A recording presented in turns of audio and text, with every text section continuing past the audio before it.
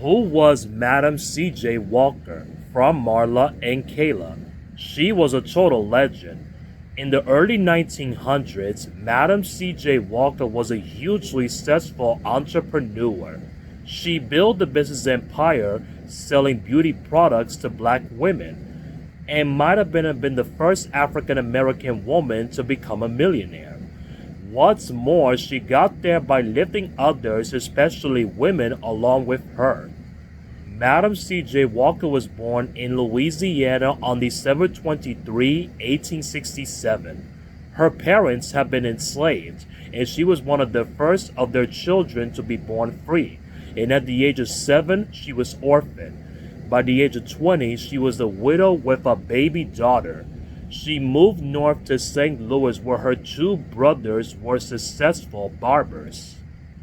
But back then, basically the only jobs open to black women were as servants. So Madam C.J. Walker did laundry and worked as a cook for $1.25 a week.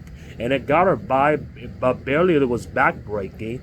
Madam C.J. Walker knew she wanted anything more than that.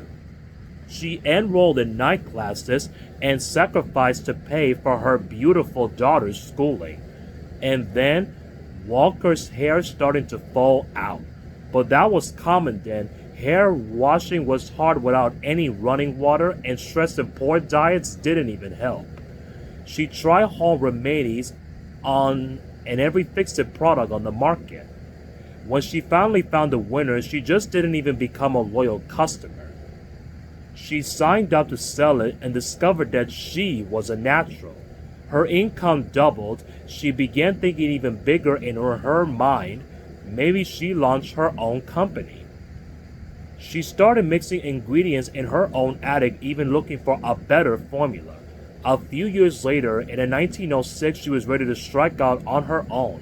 She had herself a new husband and an ad salesman named Charles Joseph Walker. So she called her own product Madam C.J. Walker's Wonderful Hair Grower and put a photo of her flowing locks on the tin as a real-life testimonial.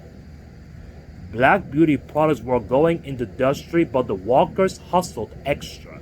They traveled around the country using black churches and civic groups to get the word out. They put ads in a cutting-edge new medium, black-owned newspapers.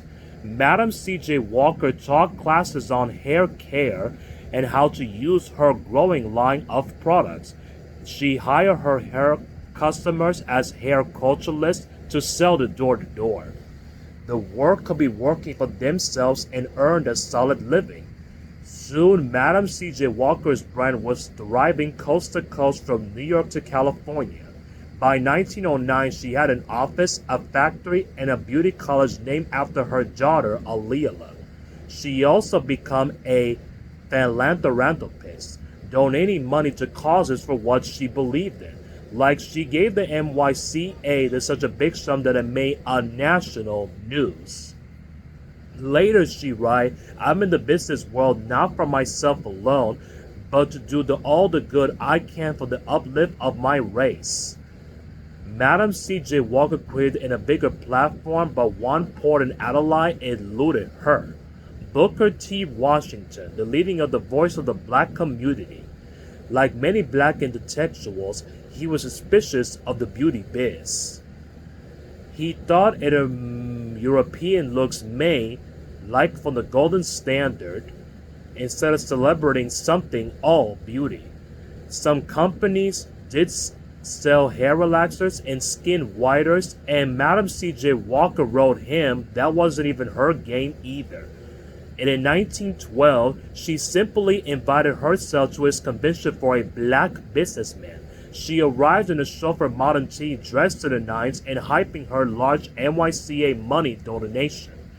Booker T. Washington allowed Madam C.J. Walker to address 2,000 attendees. And I'm a woman who came from the cotton fields of the South, she said. From there, I promoted myself. The next year, she be a keynote speaker. With her higher profile, Madam C.J. Walker became more outspoken as a civic leader. fighting for the rights of black World War II veterans and ended segregation. Madam C.J. Walker died in 1919 on the grounds of her posh New York estate. She moved in near mega-rich families like the Rockefellers and the Astors, and built her close mansion to the road to showcase what her black people could accomplish. But then Madam C.J. Walker's businesses had trained near 20,000 black women here and abroad. She set up scholarships and freely give up everything for the NAACP to the black museums.